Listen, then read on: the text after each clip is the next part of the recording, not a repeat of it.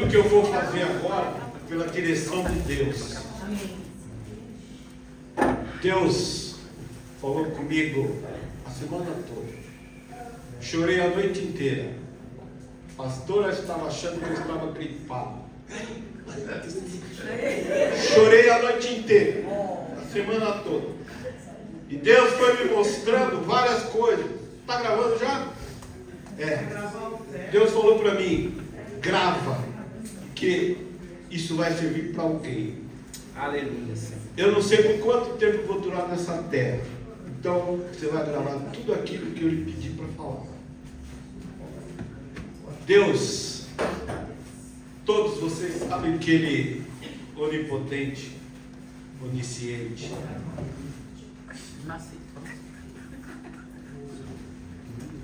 E onipresente. Não é verdade? Então, Deus falou para mim: dê o seu testemunho. Então hoje, vocês vão ouvir o meu testemunho. Vou ser sucinto, porque tenho pouco tempo. Mas o Senhor me deu alguns pontos. Isso foram sonhos que eu tive durante a noite. Ele falou para mim: fale como você nasceu.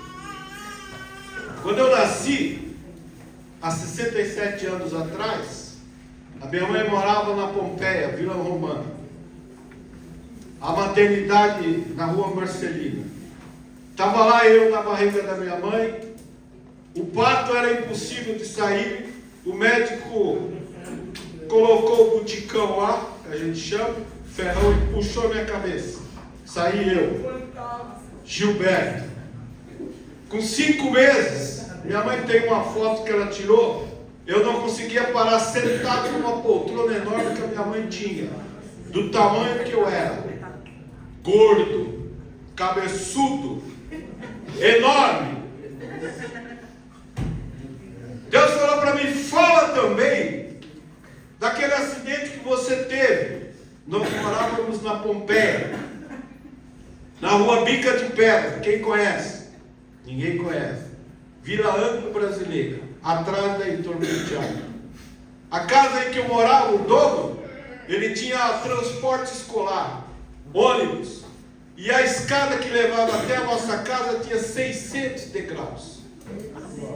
Eu caí nesse degrau sentado numa cadeirinha e rolei até embaixo. Quando chegou lá, a minha nica só estava a pontinha pendurada, e aqui para trás o couro exposto. Fui para o médico, sobrevivi.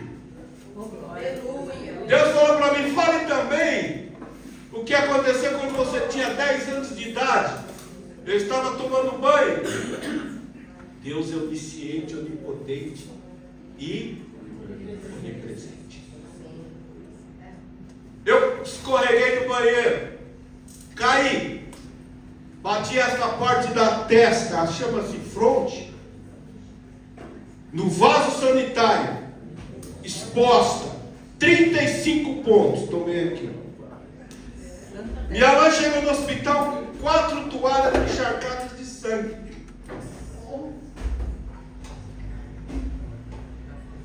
Amém? Amém. Glória a Deus. Hospital das Clínicas. Queridos, aí Deus falou para mim: você está vendo como eu cuido? Está vendo?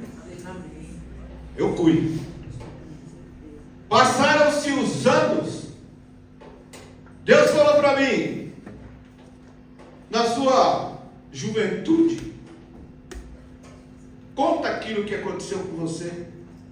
Foram 1, 2, 3, 4, 5, 6 acidentes de moto.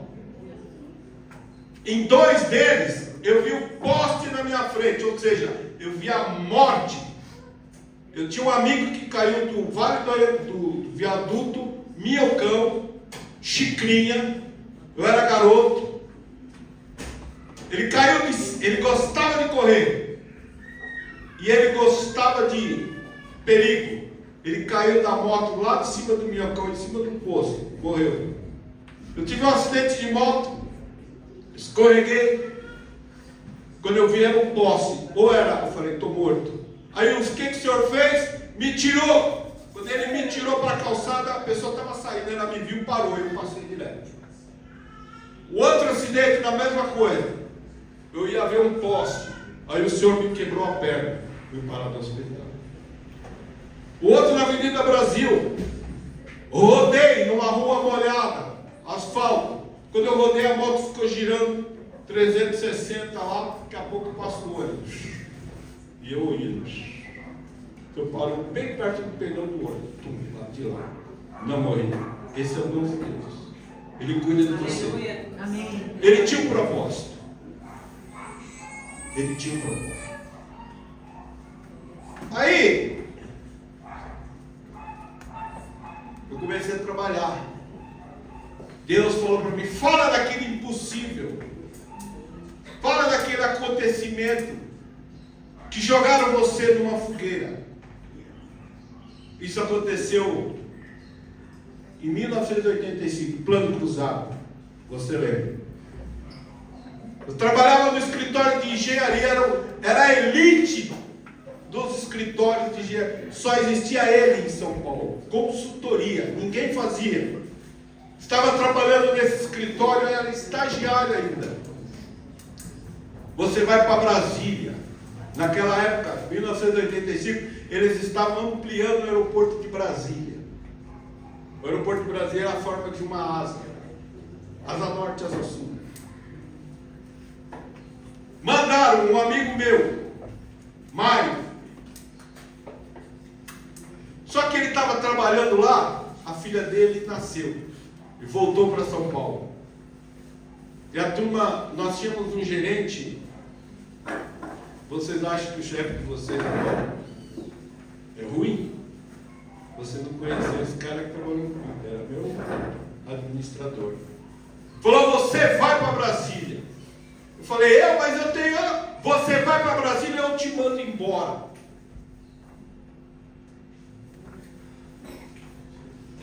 Eu havia recém saído do estágio nessa empresa. Todo mundo que fazia estágio ia embora, porque as empresas sugavam. Só que eu resolvi ficar. Ele me admitiu. Só que nesse período ele falou, você vai para Brasília. Eu fui. Lá tinha um cara que comandava a gente, que era da Infraero, um general da Força Aérea Brasileira. Ele usava aquele óculos de aviador, uma cara de mal, ruim. Por isso que Deus, quando quer fazer algo na vida de alguém, você nunca questione. Aleluia.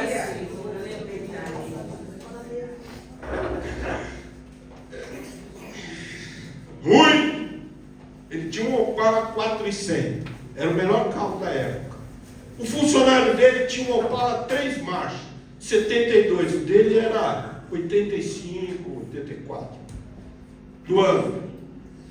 Ele chamava eu, Barbosa! Gritava. Estava no aeroporto, trabalhando, as pessoas indo e vindo. Nós tínhamos que fazer um levantamento de toda a estrutura, com ensaios destrutivos, não destrutivos, e prova de carga para saber se a estrutura suportava aquela carga acidental que viria posteriormente. E isso eu tinha que fazer 400 metros por dia. O que consistia isso? Eu tinha uma planta baixa de armação, de estrutura, de forma, e eu tinha que locar em todos esses pontos as deficiências da estrutura, fazer ensaios, e levava tudo isso para o escritório. Eram 6 tipos de ensaios diferentes. Eu não fazia uma nomenclatura, colocava na planta, mandava para São Paulo, eles tinham que vir um relatório toda semana dessa grossura aqui. Eu tinha que fazer 400 metros por dia. E o cara todo dia ele chegava: Barbosa, quantos metros você fez? E eu tinha que correr atrás, as pessoas andando para cima e para baixo. Eu tinha que locar aquela área, fechar, colocava os andaimes, subia, vasculhava toda a estrutura, descia, fazia os ensaios. Se tivesse que interditar, tinha que interditar. Por dia era 400 metros. Chegava às 4 da tarde, ele: Barbosa, quantos metros você fez? E o gerente em São Paulo me chuchando, me chuchando. Você acha que você sofre afronta? Você não viu nada. Você não viu nada. Conclusão. Nós conseguimos concluir. Tinha um camarada que trabalhava comigo. Ele era afrontoso. Ele era afrontoso. Eu sempre falava para ele: olha, escuta. Aí começa as espertezas da gente. Eu vou falar sobre dízimos e ofertas. A empresa depositava na nossa conta um valor e ela falava assim: não importa o que você vai fazer, passa as notas para mim. Eu ficava com um bolo assim de nota, arrumava em restaurante, e a gente fazia muito gato. Tanto é que com o dinheiro que eu levantei, eu consegui comprar 3 Fuscas aqui, naquela época.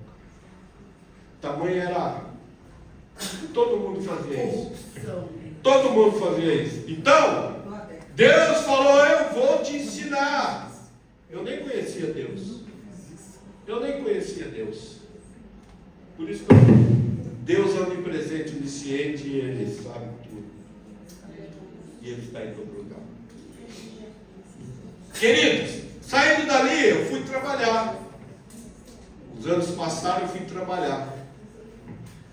Aí eu achava que poderia aplicar esses artimanhas no meu trabalho. Eu estava trabalhando lá na Faculdade Getúlio Vargas, no 9 de julho. Nessa época eu já tinha minha empresa. E o que o Senhor fez? Ele levou um carro que eu tinha. Parei o carro lá, estacionou. Carro meu não, dela. Busca a apreensão, aqueles carros que você é fiel depositário. Aquele carro não se resolvia na justiça. Levaram embora. Aí, como eu estava trabalhando para um amigo meu, esse que era o meu ex-gerente, ele montou uma empresa, ele tinha uma empresa. Ele pegou um valor e falou: olha, eu vou depositar esse valor para você compra uma Kombi para você. Eu falei: aí, eu estava pensando em fazer isso mesmo. Comprei essa Kombi. Final das contas, quando Deus tem propósito na vida de alguém, Ele cumpre. Essa Kombi eu consegui trabalhar. Agora, o propósito de Deus não era trabalho. O propósito de Deus era ministério. O que Deus fez? A empresa quebrou, que não era interesse de Deus manter essa empresa ativa. Essa Kombi levava o Alfredo, levava... só que foi a Heloísa. Serviu para o ministério. Serviu ao ministério. Só que eu esqueci de falar com você. O diabo, ele sabe os propósitos de Deus na nossa vida. E na época que eu estava na faculdade, calma, pastor, eu conheci um amigo. O nome dele, o apelido dele era Pena. Ele era Rosa Cruz. Quem já ouviu falar em Rosa Cruz? Pois é. Ele fez uma carta astrológica para mim. E nessa carta astrológica dizia que eu era dado a ministérios, igrejas, congregações e tal, lideranças. Tinha o dom da oratória. Eu falei: meu Deus, quando eu caí, quando eu era criança, eu era gago, eu não falava, eu era Moisés. Para mim abrir a boca e falar alguma coisa era triste, até hoje eu lembro, as humilhações, mas é Deus. Mas Glória é a Deus. Deus. Aleluia. Neste período, eu vou falar outra coisa. Meu Deus. Fique tranquila, pastor. Moramos numa casa 1 ano. 1 ano sem pagar aluguel. Não é porque não queria, porque não tinha dinheiro. Meu Deus. 1 ano! Quem é que aguenta? Sabe o que o proprietário falou? Vocês podem ir, eu deixo vocês partirem, não precisa pagar nada. Aí viemos para cá. Daqui existe o ministério. A partir desse momento, Deus levantou, fizemos um culto. Desse culto nasceu a igreja. Aleluia. O que eu quero dizer com isso? Quando você tem um propósito de Deus na sua vida, Ele faz qualquer coisa para te colocar naquela linha que Ele deseja. Amém. Ontem eu estava lendo o livro de 2 Reis. Fala de Elias. Se você ler lá, você vai ver. Deus levantou Elias para um propósito. E ele cumpriu. Então Deus levantou aqui essa vossa pessoa para um propósito. E eu vejo que ele está cumprindo cada uma das palavras que ele falou. Aleluia. Sabe por quê? Existe um negócio com Deus que ele se alegra muito, chamado obediência. Sinceridade de coração. Quando você levanta aqui o seu envelope para trazer para a casa do Senhor, isso aqui é o resultado despendido com o Senhor. É o quanto você engrandeceu o nome do Senhor. É a celebração. É a celebração daquilo que você fez durante um período para Deus. E olha, lá de cima, Ele se agrada. Ele vai se agradar. As consequências disso, sabe quais são? São as outras coisas que Ele está fazendo por você. As demais coisas. Você entende isso? Você entende que com o Senhor você não precisa se preocupar. O que eu vou fazer amanhã? O que eu vou pagar amanhã? Como é que vai ficar o meu filho amanhã? Eu estou com uma tal doença. Não.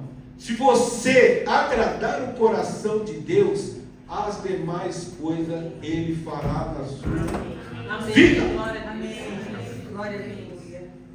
Você tem que entender esse princípio.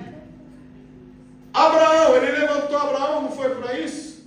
Levantou Elias, não foi para isso? Levantou Davi, Salomão. Todos eles tiveram um propósito e foi cumprido. Amém, queridos? Amém. Então vamos orar. Vamos levantar. Eu tenho certeza